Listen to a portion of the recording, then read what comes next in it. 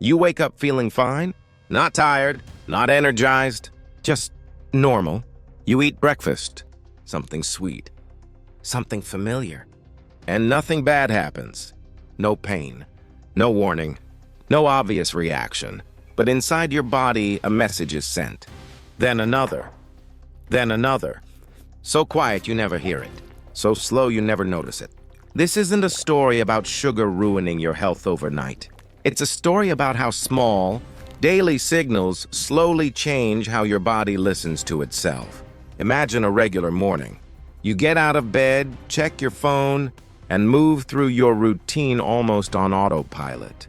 Breakfast is quick. A bowl of cereal, toast with jam, a flavored coffee, something that tastes good and feels earned. An hour or two later, your focus starts slipping. You reread the same email twice. Your mind drifts. So you grab a snack, just something small.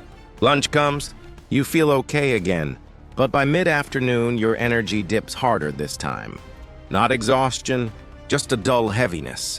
By evening, you're tired but not calm. Your body wants rest. Your brain wants stimulation. So you reach for something sweet again, not because you're hungry, because it feels grounding. And tomorrow looks exactly the same. This is how most long-term changes begin, not with a problem, with a pattern. Sugar used to be rare. For most of human history, sweetness meant fruit in season or honey found by chance. Now, sweetness is constant. It shows up at breakfast, in drinks, in sauces, in foods marketed as balanced or healthy. Sugar is no longer a treat. It's a background signal. And the human body is deeply sensitive to signals. Your hormones don't just react to what you eat. They react to how often you repeat the same message. Every time sugar enters your bloodstream, your body responds with insulin. Insulin's job is simple. Move sugar out of the blood and into cells so it can be used or stored. That response is normal, healthy, necessary. The problem isn't insulin. The problem is repetition. When sugar arrives again and again, without long breaks, insulin stays busy. Cells start to expect it. Then they start responding more slowly, not because they're broken, because they're adapting. Think of it like noise in a room. If someone speaks loudly once, you notice. If they speak loudly all day, your brain tunes them out. Your body does the same thing with hormones. Sugar doesn't just raise insulin. It also affects cortisol, your stress hormone, and dopamine, the chemical tied to motivation and reward.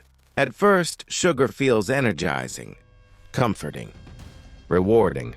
But over time, the brain learns. The same sweetness creates less response, so you need it more often to feel the same effect. Not craving in a dramatic way, just subtle reliance. You don't think, I need sugar. You think, I'm a little low. This is where many people get confused. They assume low energy means aging, or stress, or lack of discipline. But often it's mixed signals. Constant sugar intake flattens the natural rise and fall of energy hormones. The peaks get lower. The dips feel heavier. Energy becomes unpredictable. You may notice you're hungrier sooner, or that meals don't satisfy you the way they used to, or that focus fades faster than it once did. Sleep can feel lighter, mornings less sharp. Nothing dramatic, just a slow shift. Large nutrition studies have noticed this pattern across populations. People who consume sugar frequently throughout the day often show higher baseline insulin levels over time. Their bodies aren't failing, they're compensating. Brain research shows repeated sugar exposure reshapes reward pathways, not in a destructive way, in a desensitizing way. The system becomes less responsive to the same signal. This is why cutting sugar completely rarely works. The body doesn't need elimination. It needs contrast. When sugar shows up occasionally, it's meaningful. When it shows up constantly, it's noise. Some of the biggest contributors aren't desserts. They're habits. Sweet breakfasts that start the day with a spike. liquid sugar from flavored drinks that bypass fullness signals, snacks eaten alone without protein or fiber to slow absorption. These habits train the body to expect quick energy instead of stable energy, and expectations shape responses. Small changes can restore clarity, eating sugar with meals instead of alone, choosing savory or protein-based breakfasts a few days a week, replacing sweet drinks with water or unsweetened options, adding fiber or fat before sweet foods. These aren't restrictions, they're pauses. Pauses give hormones space to reset.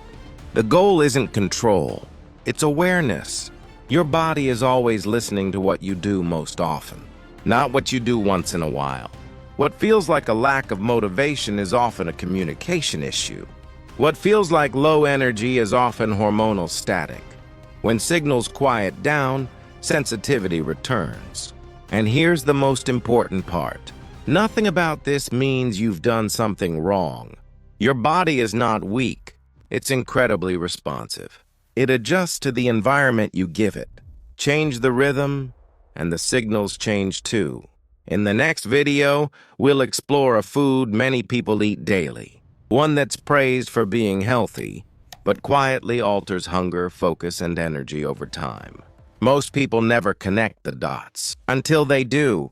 This video is for educational purposes only and does not replace professional medical advice. Always consult a qualified healthcare professional before making changes to your diet or lifestyle.